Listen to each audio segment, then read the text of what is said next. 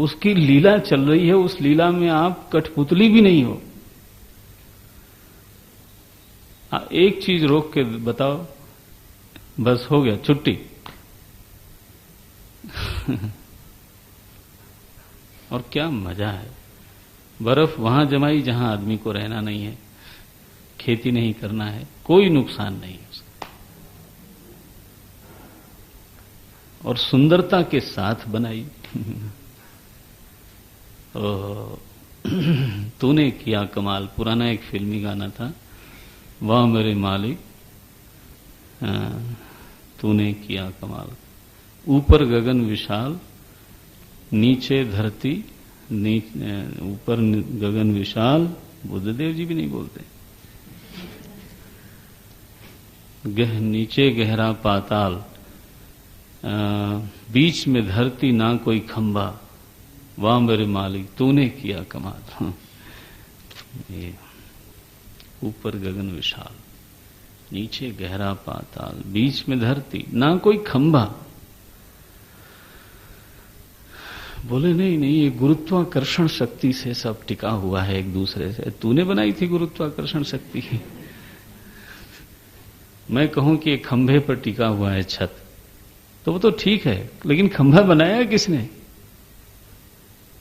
ये कह देना पर्याप्त नहीं है कि ये बीम्स पर और खंभे पर और दीवार पर छत टिकी है, that I can also say, लेकिन वो बीम और छत और खंभा किसी ने बनाई होगी मेरे मालिक,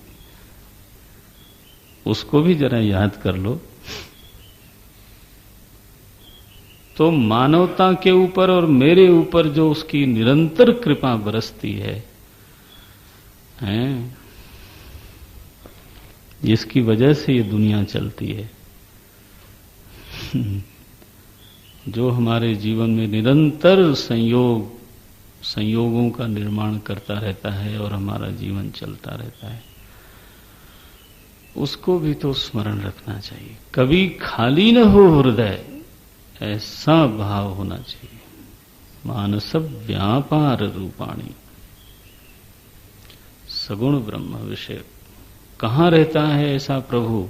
सर्वनियंता, सर्व संचालक प्रभु रहता कहां? बोले तुम्हारे दिल में। ये सांडिल्य विद्या है, तुम्हारे हृदय में। और जब आप आवाहन करते हो, पुकारते हो, तो वहीं से आपको प्रेरणा दे सकता है। अंतःकरण का प्रेरक होकर के, और जब आप पूरे दिल से पश्चाताप करते हो उसके सामने, तो वहीं से वो क्षमा कर देता है। देखो, ये है सगुण ब्रह्म विषय मानस व्यापार रूपाणी उपासनानि। ये साधक न करे तो आप आज नहीं, आप निश्चित जान लो, वेदांत का कख गग नहीं आने वाला है। एक ढोंग है, लिप वेदांती उसको गुरुदेव बोलते थे। होठों का वेदांत है, कंठ में भी नहीं गया। हृदय की तो बात छोड़ो। श्री हर्ष एक बहुत बड़े हमारे आचार्य हुए, खंड खंड खाद्य लिखा उन्होंने। उसमें उन्होंने लिखा, ईश्वर अनुग्रहादेव पुंसाम पंसाम अद्वैत वासना। तो दूरी सही नहीं जाती प्रभु से, ये ईश्वर का अनुग्रह है। अद्वैत वासना माने क्या? अपने को भगवान बनाने की वासना नहीं, प्लीज ये बात जरा तरीके से समझना। लोग वेदांत को बदनाम कर देते हैं।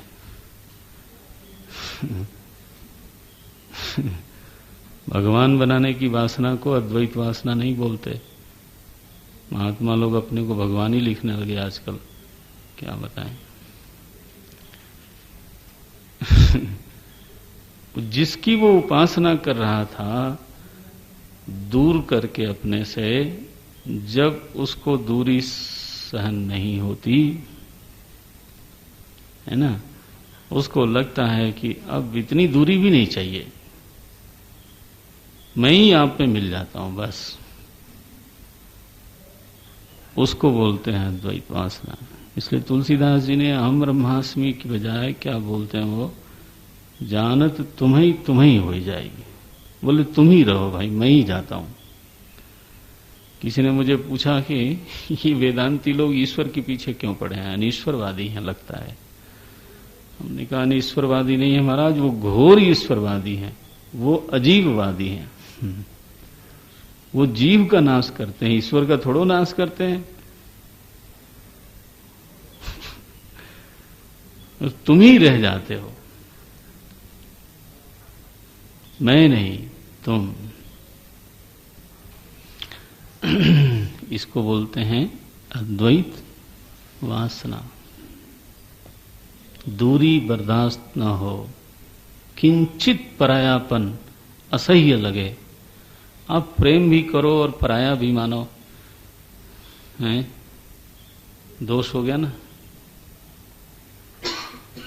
प्रेम भी करो पराया भी मानो, तो बड़े बड़े दिन तक तो चलता रहा, लेकिन अब नहीं चलता। बोले ये अनुग्रह है भगवान का, ये अनुग्रह है। ध्यान रखना, बिना शरणागति के आप निश्चिंत नहीं हो सकते। साधक लोग हो, आप में से अधिकतर लोग ऐसी आशा करता हूं साधु ही बन जाएंगे। तो साधु लोगों के तो जीवन का आधार ही यही है, है ना। बिना शरणागति के निश्चिंतता नहीं आती। आपके पास कोई फिक्स डिपॉजिट नहीं है, फैक्ट्री और दुकान नहीं है ना। कोई आपको निश्चिंत करना चाहे तो वो स्वयं मूर्ख है। वो क्या स्वयं निश्चिंत नहीं है, आपको क्या निश्चिंत करेगा। उड़िया बाबा जी महाराज क्या है, एक संत रहते थे, तो बोले कि मेरा बिना चावल की महाराज काम नहीं होता। तो बोले तुम सेठ के यहाँ नौकरी कर लो, साधु क्यों बने। अरे तुम्हारा किसी से काम नहीं चलता, ये कोई साधु बनने वाली बात है क्या। फिर नौकरी करो, वहां तुम्हारे हिसाब की चीज मिलेंगी। करना फकीरी तो क्या दिलगिरी। समझते हो, ये कोई नौकरी दिलाने वाली विद्या नहीं है। यहां तो एक भरोसा, एक बल, एक आस, विश्वास।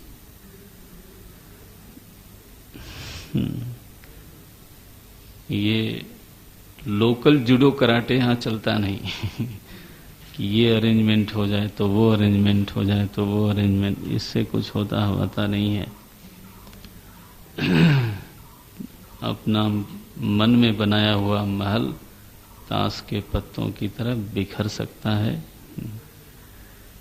इसलिए शांति रखो, प्रभु की छाया में रहो, कोशिश करो उसको अनुभव करने की। छाया तो है ही है, महसूस करो कि उसकी छाया है। वो शरणागति जब सिद्ध हो जाती है ना, कंपैरेटिवली ही सही लेकिन सिद्ध होती है, तो जितनी सिद्ध होती है उतनी निश्चिंतता होती है। जितनी निश्चिंतता होती है उतना ही चित्त में बल प्रकट होता है।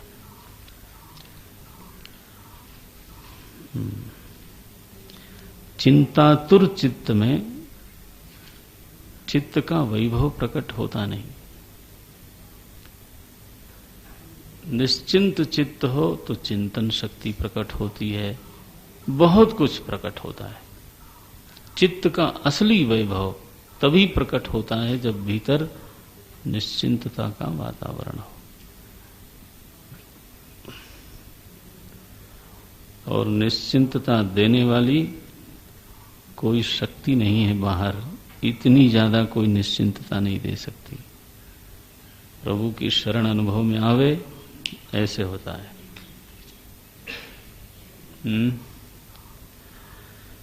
इसलिए उपासना तो सारे कर्मों का बाप है। उपासना हो तो आप प्रमाता हो। सिंपल बात तो ये है। ये जो अभी कहा ना काम में निषिद्ध वर्जन पुरस्सरम, ठीक है। उपासना हो तो एक ही में सब सध जाएगा। एक ही साधे सब सधे, बिल्कुल हो जाएगा। प्रभु की भक्ति हो तो निषिद्ध कर्म क्या कैसे करेगा कोई? आखिर निषिद्ध कर्म करवाने वाली तो एक प्रवृत्ति होती है ना। कोई भी निषिद्ध कर्म शौक से नहीं करता, चूंकि उसकी उस तरह की वासना दबाव डाल रही है, इसलिए वो करता है।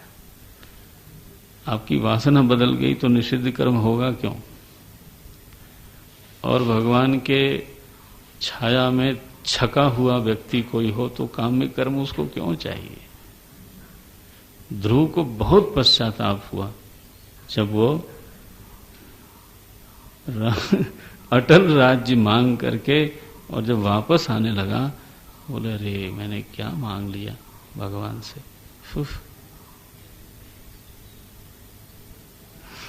काम में कर्म क्या चीज होती है? मजे के लिए ही तो काम में कर्म करता है, वो सबसे मजा तो वहां है।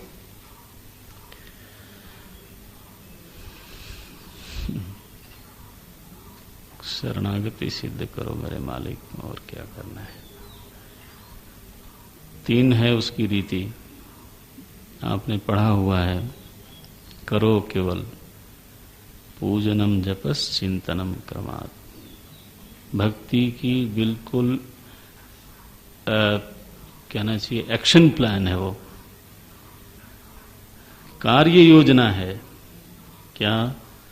पूजन थोड़ा रोज करना चाहिए, जप थोड़ा रोज करना चाहिए, प्रभु के महिमा के बारे में, उनका हमारे ऊपर उपकार के बारे में चिंतन करना चाहिए। अभी जैसे मैंने केवल पानी को लेके कहा, ये क्या है? ये मैं कोई जल विभाग थोड़ा खोलने वाला हूं। किस लिए बोला मैंने? उसकी महिमा देखो, वो कैसा करता है हमारे ऊपर। ये चिंतन है। नहीं, चिंतनम क्रमात्मा ने फिर, अरे तुम दिमाग खराब है। जिस चिंतन में उसकी महिमा प्रकट न हो वो कोई चिंतन है? क्या भक्ति बढ़ाओगे? जिसमें महिमा समझ में ही नहीं आई तो भक्ति क्या बढ़ी? वहां चिंतन का लक्ष्य क्या है? 3 चीजों से भक्ति सिद्ध होती है। पूजनम, जपह, चिंतन। करो उसको। नहीं, मैंने तो बोलने के लिए पढ़ा है। अच्छा, जाके दोहरा देना टेप रिकॉर्डर की तरह। इसके लिए थोड़ा पढ़ाई करते हो आप। जीवन में परिवर्तन थोड़ा होगा इस तरह से। एक पंडित जी कथाकार थे, उन्होंने अपनी श्रीमती जी को नहीं, प्रवचन में सुनाया कि बैंगन बहुत बुरी चीज है, वादी होती है उससे, बहुत ही बुरी चीज है।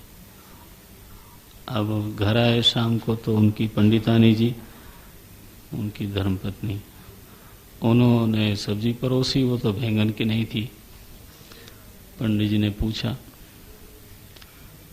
कि अरे भगवान, वो यजमान लेके आया था ताजे ताजे बैंगन, वो सब कहाँ हैं?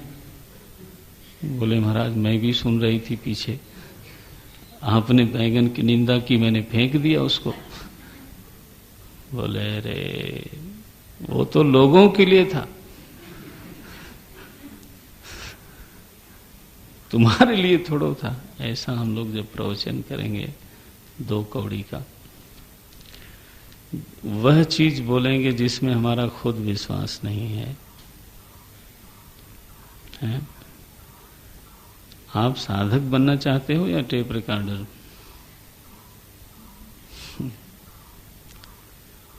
हम जाएंगे और दुनिया को बदल देंगे। और 2.5 साल में माधवानंद जी ने आपको नहीं बदला, और आप जाओगे दुनिया बदल दोगे। वाट है ना? देखो कितना बड़ा कंट्रडिक्शन है। आपको बदला नहीं गया और आप दुनिया बदलने जा रहे हो। अरे पहले आप भी कुछ सुरा कुंभ से कुछ दुग्ध कुंभ बनो, नहीं तो सुधा कुंभ बन जाओ तो बहुत अच्छा है। क्या ये चारों कर्म होना चाहिए। करो भक्ति, उपासना, भगवान की शरणागति को महसूस करो। तुम्हारे ऊपर कितना उपकार है, तुमसे ज्यादा तो किसी को नहीं महसूस करना चाहिए। नहीं क्या उठा के कहां कहां से ले आए यहां। आप आए हो, आपने देख लेना, आप अपना इंट्रोस्पेक्शन कर लेना। आप स्वयं आए हो मेहनत करके, आपका योगदान क्या है? सारी कृपा ही कृपा है। महसूस न करो तो बस कुछ नहीं है। फिर तो मुंह में तो बड़ा खराब सा शब्द आता है, लेकिन बोल देता हूं। उल्लू को सूरज नहीं दिखता तो क्या सूरज नहीं है?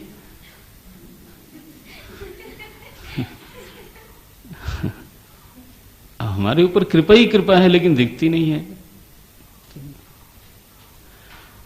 मेरे मालिक ऐसे नहीं सोचो, एक बन जाओ, बस भक्त बनो, उपासना कर लो। बस कर्तव्य कर्म तो होगा, निषिद्ध कर्म नहीं होगा, काम में कर्म करने की इच्छा नहीं होगी, और भक्ति ही प्रायश्चित है। प्रभु के सामने रोना मुझसे ये हो गया, सारे कर्म एक में ही समा जाते हैं। यद्यत् कर्म करोमि तत्तदखिलम शंभो तवाराधना। बस हो गया।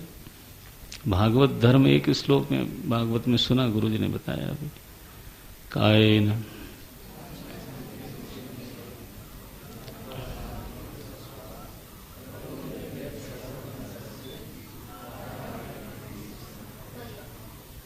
समर्पयामी। काहे को दूसरे को समर्पित कहते हो, खुद करो। बोले नहीं तुम समर्पित कर दो, मैं तो अपने पास रखूंगी।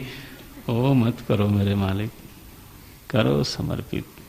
समर्पयामी, ये भागवत धर्म है। ऐसा करने से क्या होगा? बोले निर्गत निखिल कलमस्तया नितांत निर्मल स्वांत साधन चतुष्टय संपन्न प्रमाता। इसलिए ये कर्मों की व्याख्या की गई, कोई बोलने के लिए नहीं, इसलिए की गई कि ऐसा करने से, ऐसा जीवन बनाने से क्या होगा? बोले निर्गत निखिल कलमश। ये जो सुरा कुंभ बने बैठे हैं हम लोग, निखिल कलमश, निर्गत, फिर नितांत निर्मल स्वांत साधन चतुष्टय संपन्न प्रमाता। कल देखेंगे। अब ये पहले वाले मंत्र में है, आगे नहीं। कहते हैं कि तो पीछे सफा होता जाए, ऐसा नहीं होना चाहिए, पीछे का याद रहना चाहिए। ओम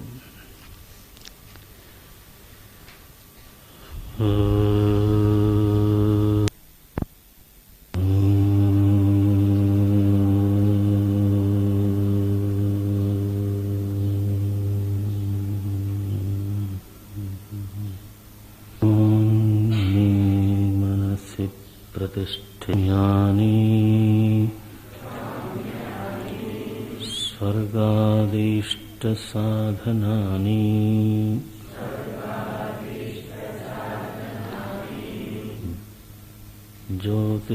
ज्योतिष्ठोमादीनि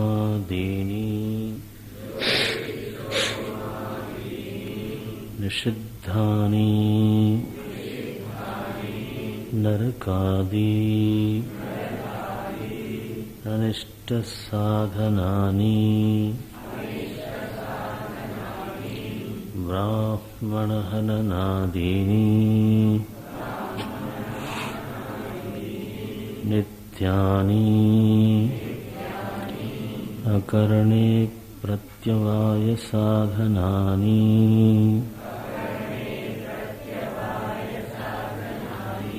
संध्यावन्दनादीनि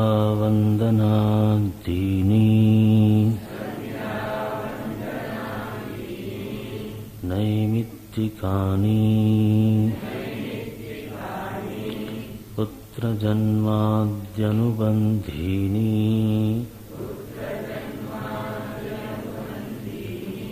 जातेष्ट्यादीनि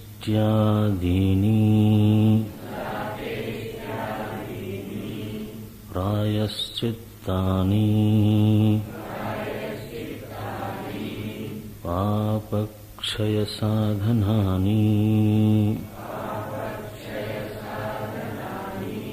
चान्द्रायणादीनि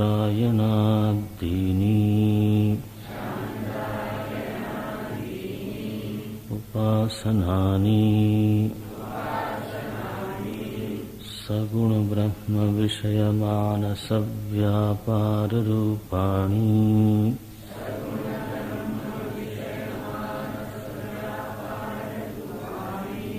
शाण्डिल्य विद्याधीनि शाण्डिल्य विद्याधीनि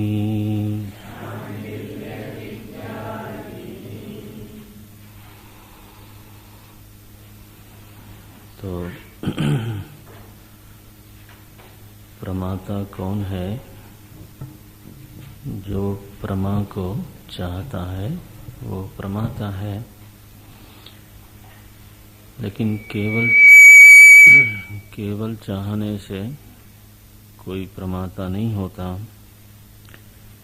अधिकारी का संक्षेप में लक्षण होता है अर्थी समर्थी च अधिकारी भवति।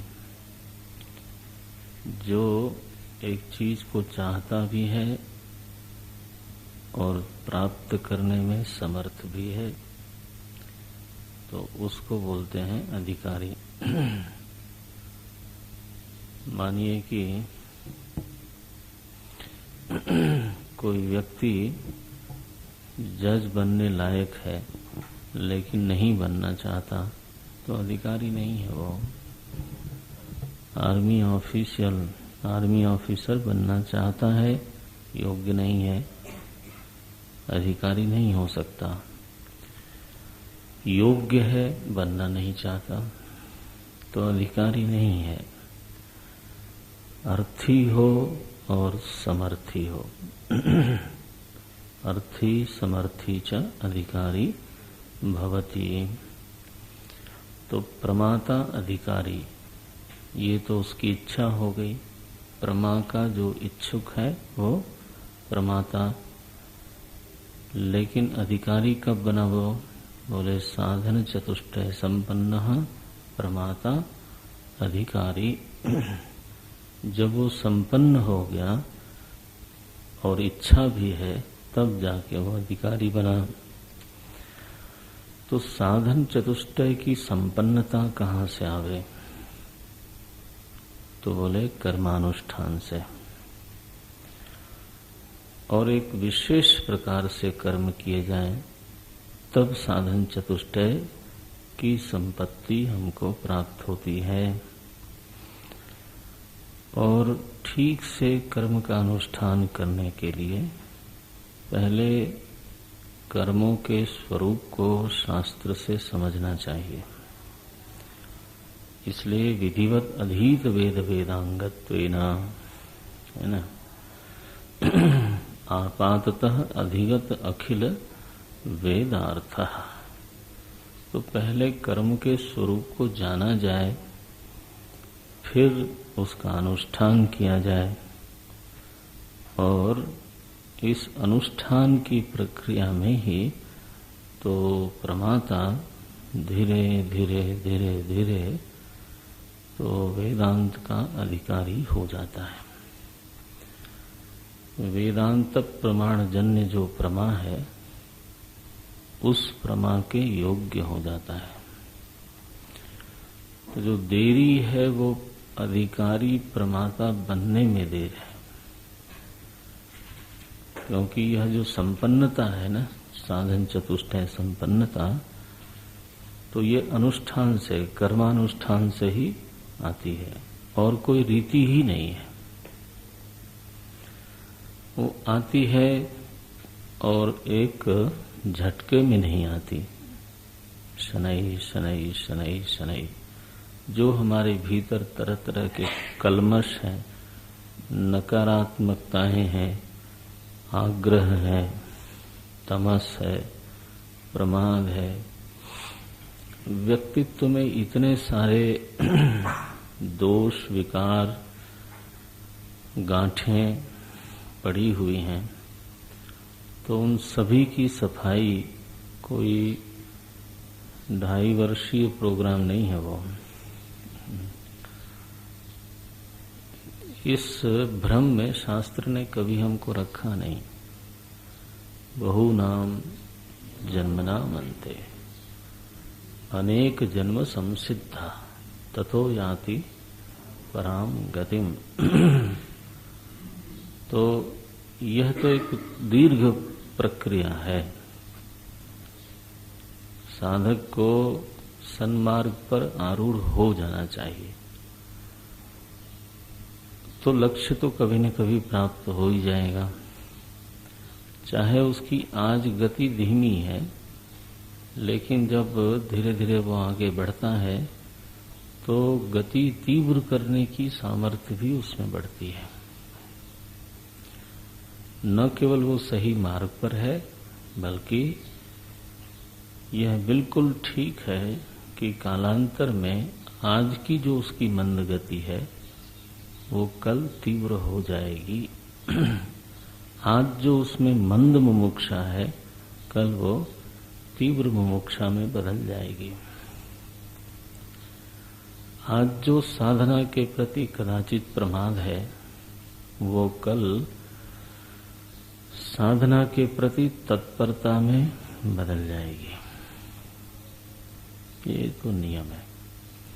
इसलिए पहली आवश्यकता ये है कि हम सन्मार्ग पर बने रहें। तो पुराने संतों ने कहा, लागा रहू रे भाई, तेरी बनत बनत बन जाई। लेकिन लगे रहने की जरूरत है, उसमें धीरज की, सहन करने की सामर्थ्य होती है, आवश्यकता होती है। तो कर्म का स्वरूप वैसे तो वेदों में बताया गया, वेदांगों में बताया गया, लेकिन आचार्य ने एक एक वाक्य में 6 कर्मों की परिभाषा दे दी। ये कर्म क्या है, ये कर्म क्या है, ये कर्म क्या है। और आप देखेंगे कि 5 जो कर्म हैं उन सभी के साथ उन्होंने साधनानी शब्द का प्रयोग किया है। ये सारे ही जो कर्म है 5, उपासना को उन्होंने उस शब्द से नहीं जोड़ा, लेकिन शेष जो 5 कर्म हैं, काम्य, निषिद्ध, नित्य, नैमित्तिक, प्रायश्चित, ये 5 कर्म साधनानी साधनानी साधनानी। तो और किस चीज के साधन हैं? तो बोले कि तो हमको जो साधारणतः साध्य चाहिए उसी के साधन है। हम स्वर्ग आदि कभी चाहते हैं, इष्ट साधनानी। और तो कभी हम चाहते हैं कि जीवन में दोष न आवे, प्रत्यवाय न हो, तो जो प्रत्यवाय के साधन हैं उनको हटाना है। प्रत्यवाय के साधन क्या है? बोले अकरणे प्रत्यवाय साधनानी नित्यानि कर्माणि। नित्य कर्म क्या है? बोले वो साधन बन जाते हैं बिना किए ही, साधन बनते हैं। अकरणे प्रत्यवाय साधनानी, अगर नहीं करोगे आप तो प्रत्यवाय के साधन बन जाएंगे। बोले महाराज मैं करूं तो बोले वो साधनता उनकी समाप्त हो जाएगी। ये कर्म की अद्भुत प्रकृति है। माने करने से उनकी साधनता समाप्त हो गई और नहीं करने से उनमें साधनता है। किस चीज की साधनता है? प्रत्यवाय उत्पन्न करने की। अजीब सी बात है ये, लेकिन है। तो 5 में उन्होंने साधनादि का प्रयोग किया है। देखो आप तो 4 में नैमित्तिक में भी उन्होंने साधन का प्रयोग नहीं किया। नैमित्तिकानि पुत्र जन्मादि अनुबंधिनी जातेष्ट्यादिनी। नैमित्तिक कर्म प्रायः स्पष्ट रूप से कर्तव्य के क्षेत्र में आते हैं। तो कल हमने इस पर चर्चा की थी। उपासना को भी छठे कर्म के रूप में गिना है आचार्य ने। प्रायः साधारण भाषा में उपासना को कर्म नहीं बोलते, ऐसा 3 विभाग करते हैं। कर्म, उपासना और ज्ञान, ऐसा बोलते हैं ना। कर्म, भक्ति, ज्ञान, ऐसा बोलते हैं। लेकिन यहाँ पर स्वामी जी ने उपासना को भी कर्म के रूप में ही गिन डाला। तो उसका कारण ये है कि जो उपासना है वह भी पुरुष तंत्र है, प्रमाण तंत्र न होकर के क्या है? पुरुष तंत्र है। मानस व्यापार रूपाणी, मानस व्यापार है। हम उसको चाहे तो करें, चाहे तो न करें, चाहे कुछ और करें। तो आपने ये जरूर पढ़ा होगा बीच में पुरुष तंत्र इत्यादि। तो जिस चीज को आप करने न करने में या अन्यथा करने में स्वतंत्र हैं, तो वह जो क्रिया है वो कर्म ही कहलाती है। देखो, ये भी कर्म का एक लक्षण है। जो ज्ञान है वो वस्तु तंत्र है और वहां पर यह स्वतंत्रता हमसे ले ली जाती है। मैंने अग्नि का अगर ज्ञान है तो अग्नि को अग्नि के रूप में ही जानना पड़ेगा। माने अग्नि उष्ण है और यही आपको जानना है।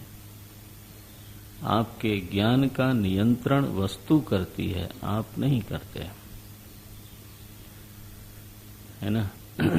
अग्नि उष्ण है। अब चाहे कोई गरीब हो, अमीर हो, समर्थ हो, असमर्थ हो, शिक्षित हो, अशिक्षित हो, उस सबको एक ही बात जाननी पड़ेगी, या अग्नि उष्ण है। लेकिन अग्नि देवता है,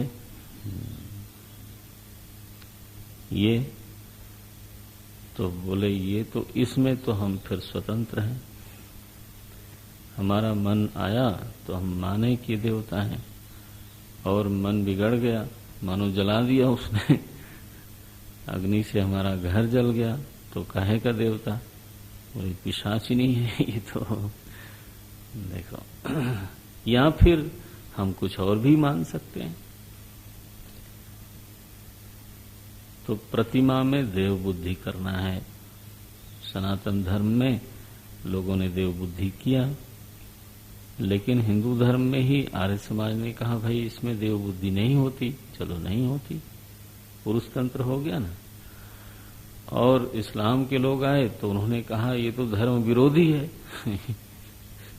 देव बुद्धि तो क्या करना है? बोले बुद्ध परस्ती क्या है?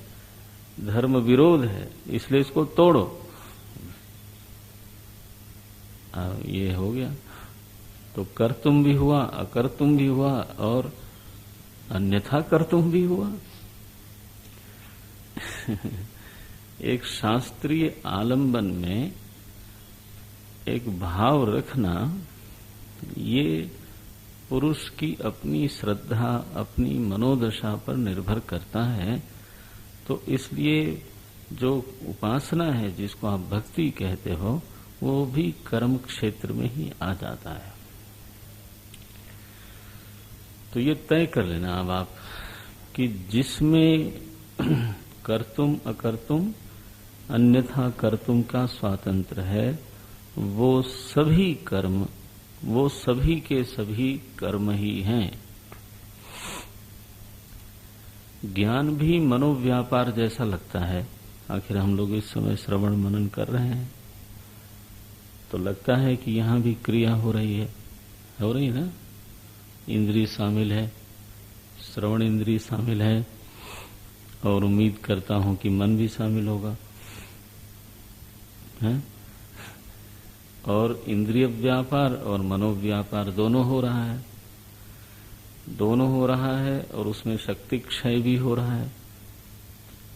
भाई एक बिंदु आएगा जिसमें आप सुनते सुनते थक जाओगे। तो क्यों थके आप? क्योंकि क्षय हुआ इसलिए तो थके। तो फिर इस श्रवण को भी कर्म क्यों न माना जाए?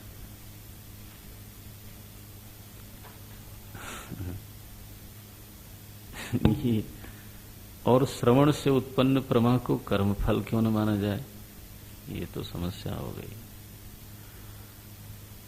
हुआ कि नहीं? प्रमा की उत्पत्ति कैसे हुई? प्रमाण व्यापार से। प्रमाण व्यापार क्या है? श्रवण। तो प्रमाण व्यापार से, थोड़ा ज्यादा सूक्ष्म तो नहीं हो रहा ना? प्रमाण व्यापार से उत्पन्न होने वाली प्रमा को कर्म फल क्यों न माना जाए? श्रवण को कर्म क्यों न माना जाए? अब बोले अच्छा चलो मान लो, तो तुम्हें क्या मिला? मुझे मिला ये कि फिर कर्म फल होने के नाते प्रमा भी अनित्य होगी। नास्ति अकृतः कृते न, वो तो सीधी बात है। कर्म का फल कभी नित्य हो ही नहीं सकता। इसलिए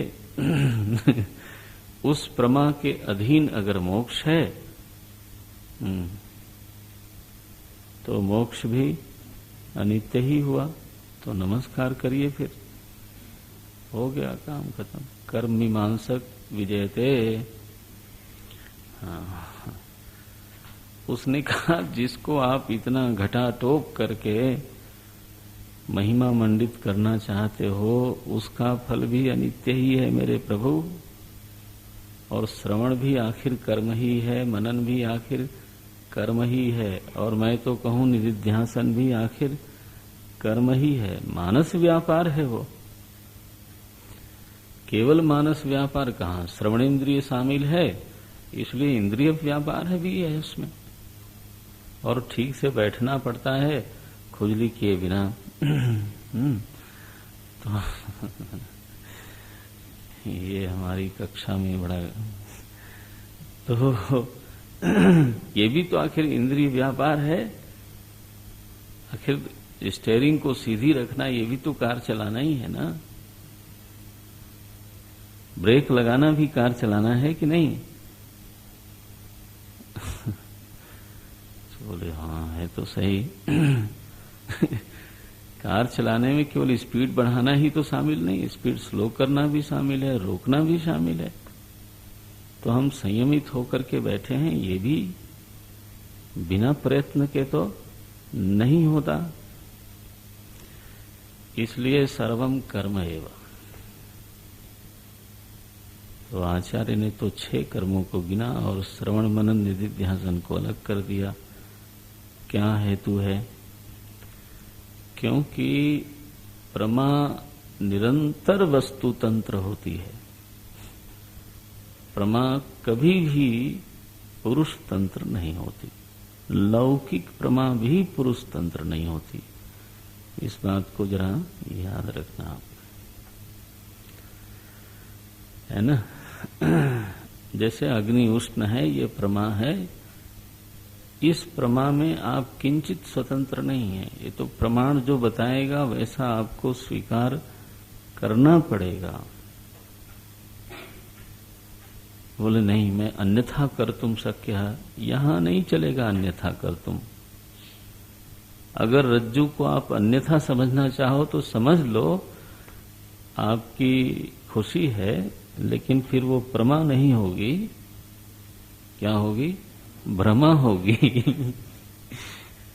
भाई रज्जु को किसी ने सर्प समझा, ये अन्यथा प्रमा है, ये प्रमा फिर कहलाती ही नहीं है। क्या होती है वो? भ्रमा। तो जहां भी पुरुष तंत्रता दिखाई दे, जहां भी कर्तुम अकर्तुम अन्यथा कर्तुम की संभावना दिखाई दे, जितने साधन हैं सूक्ष्म या स्थूल, उन सभी की संज्ञा कर्म होती है। यह बात स्मरण रखनी है। मुझे किसी ने पूछा कि तंत्र को आप किस कोटि में रखते हो?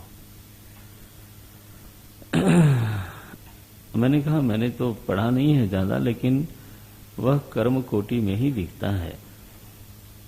आखिर पुरुष तंत्र है ही है। तो अब समझ लेना फिर अब इसे एक दृष्टांत से। कुंडलिनी जागरण प्रमा है कि कर्म है? कर्म है। फल कैसा होगा फिर? ये साफ हो जाएगा। वेदांत का जो विद्यार्थी है वो कसौटियां ऐसी बना लेता है कि फिर उसको कोई बरगला नहीं सकता, यहां से वहां नहीं ले जा सकता। जितने साधन दुनिया में आपको सुनने को मिलेंगे आगे, आप उनको श्रेणीबद्ध कर लो कि वो प्रमा कोटि में आता है या वो कर्म कोटि में आता है। अगर तो वो कर्म कोटि में है तो साधन अवश्य होगा, लेकिन उस साधन से उत्पन्न जो साध्य है वो कभी नित्य नहीं हो सकता।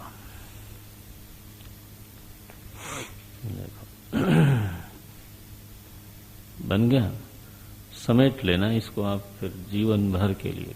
कभी फिर विचलित नहीं हो सकते साधन साध्य विषय में। नहीं तो मैंने देखा है महाराज, सांदीपनी से निकलने के बाद तो कहीं कुछ सुना बड़ा मिस्टीरियस कोई चीज और लोभायमान हो गए कि ये बढ़िया चीज है।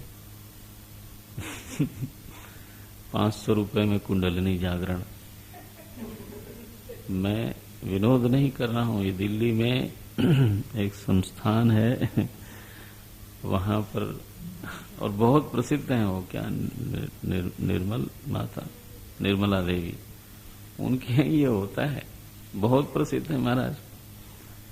मैं ठाणे में बैठा था, यज्ञ था, तो वो आई टीवी पर सडनली तो बोले कि जो टीवी देख रहे हैं उनकी में मैं जागरण करवा दूंगी।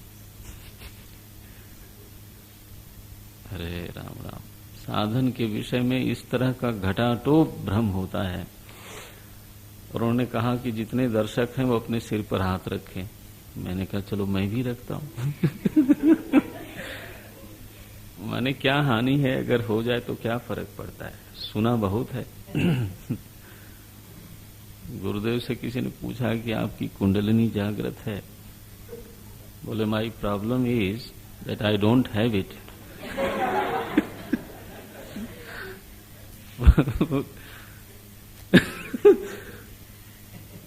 क्या करें।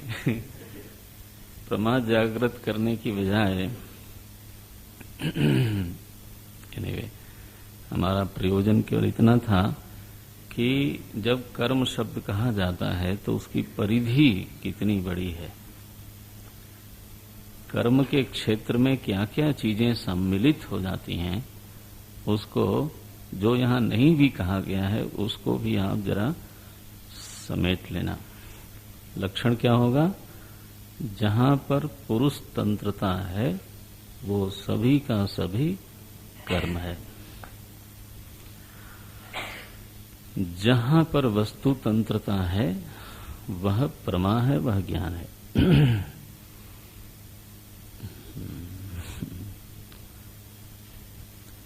अच्छा भाई, अब बोले ये तो सभी कर्म क्षेत्र में आए और इन कर्मों का विधिवत अनुष्ठान कर ले।